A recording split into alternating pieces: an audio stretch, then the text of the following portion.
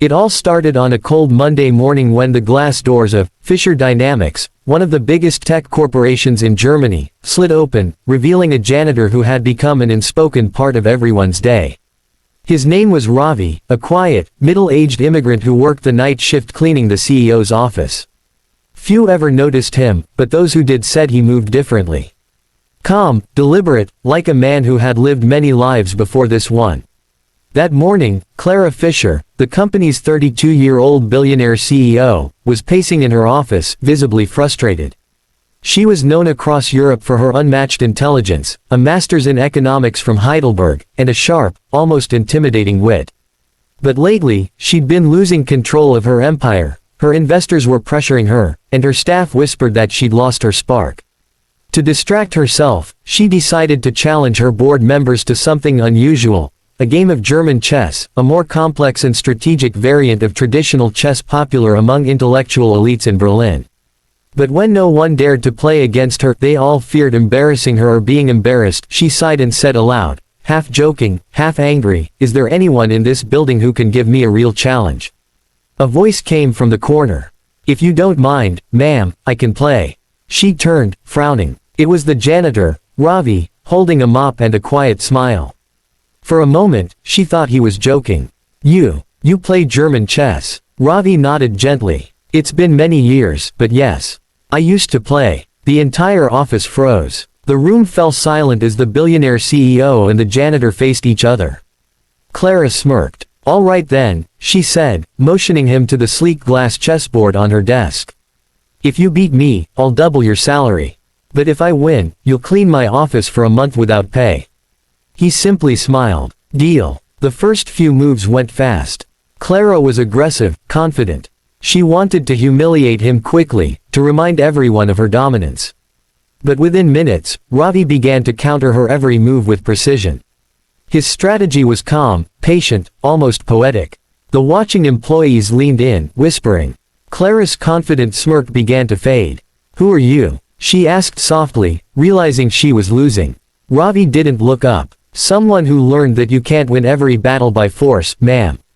20 minutes later, her king was cornered. Checkmate. The room erupted in murmurs. Clara sat still, staring at the board, shocked, but intrigued. No one had ever beaten her, not even professional players she had practiced against in her youth. She stood up slowly and extended her hand. "You win. But now you owe me a story." Over coffee, something she never did with employees, let alone janitors, Ravi told her the truth. He was once a national chess champion in India, the youngest to represent his state, destined for greatness. But life had taken a cruel turn, his wife fell ill, and he sold everything to pay for her treatment. After losing her, he moved to Germany for a fresh start, taking any job he could to survive. "Chess used to be my world," he said quietly, "but when you lose the person who believed in your dreams, even victory feels hollow." Clara sat in silence. For the first time in years, she felt humbled, not by competition, but by humanity. She saw herself in him, someone who had built walls to hide pain, someone who had forgotten why they once dreamed. A week later, she called Ravi into her office again. He walked in nervously, holding his cap in his hands. But instead of a mop, there was a laptop waiting for him, and an offer letter. "I've created a new program," she said softly. "It's called Mind Masters, a mentorship for underprivileged kids who have a gift for strategy and learning. I want you to lead it. Teach them chess, discipline, patience, the things you know best." His eyes widened, glistening with disbelief. "Ma'am, I don't know what to say." "Say yes," she said with a rare smile. "Because you reminded me what true intelligence looks like, humility." Months passed, and Mind Masters grew beyond anyone's imagination. Videos of Ravi teaching children from struggling backgrounds went viral.